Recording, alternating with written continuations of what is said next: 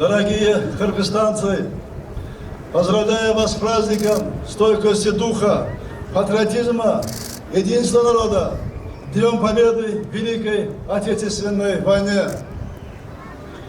9 мая – день общей гордости, день радости со слезами на глазах. Особое значение этот день имеет для братских народов Советского Союза, которые все как один, плечом к плечу, встали на защиту своего Отечества. Человеческие жертвы, неизмеримые лишения и страдания, массовый героизм и доблесть воинов увенчались успехом. Победу приближал неустанный труд в тылу, единство и стойкость всего народа Советского Союза. Наши отцы и деды ценой собственной жизни подарили нам возможность жить свободным и независимым. Наш народ одержал полную и блистательную победу над самым сильным, беспощадным врагом.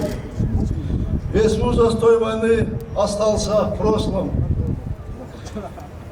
Но память о безмерном подвиге наших отцов и дедов осталась и сохранится в наших сердцах навечно. Посмотрите, сколько молодых людей сегодня в составе бессмертного полка проходят по улицам наших городов с портретами своих дедов, судьбы которых сломала война, но не сломала их волю. Значит, память о погибших жива и продолжает жить среди нас. Пример отцов и дедов обязывает нас к новым свершениям, достижению новых высот во благо Отчизны.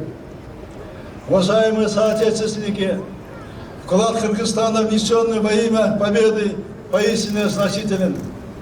Наша республика снабжала фронт боеприпасами, продовольствием и вещевым имуществом на оборонную промышленность важнейшим стратегическим сырьем.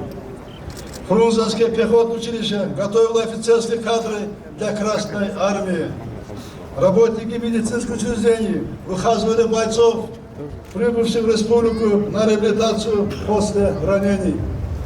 Простые граждане поддерживали действующую армию скромными, но наполненными любовью и верой фронтовыми посылками. Труженики тыла показали беспримерный трудовой подвиг, работая на пределе человеческих возможностей. Лозунг «Все для фронта, все для победы» стал лозунгом единения народа и великих трудовых свершений.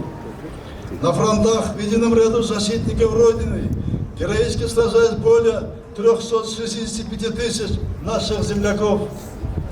Они покрыли себя невидаемой славой. Их имена золотыми буквами вписаны в летопись священной Отечественной войны. За стойкость, мужество, героизм, отвагу, проявленные в боях против фашистского ига, более 150 тысяч бойцов и командиров были награждены орденами и медалями. 22 кыргызстанца стали полными кавалерами Ордена Славы. 73 кыргызстанцам было присвоено высокое звание Героя Советского Союза. Дорогие кыргызстанцы, сегодня, празднуя День Победы в Великой Отечественной войне, мы вспоминаем о подвиге более 130 тысяч лучших сыновей и дочерей Кыргызстана, погибших на полях сражений. Мы склоняем свою голову перед их бессмертной памятью. Мы чтим память тех, кто отдал свою жизнь во имя светлого будущего на земле. Тех, кого так не дождались дома обдавевшие жены, осиротевшие дети и престарелые родители. Вечная слава беззаветно любившим свою родину и отдавшим за нее жизнь. Память о жертвах самой страшной войны за всю историю человечества объявляется минута молчания.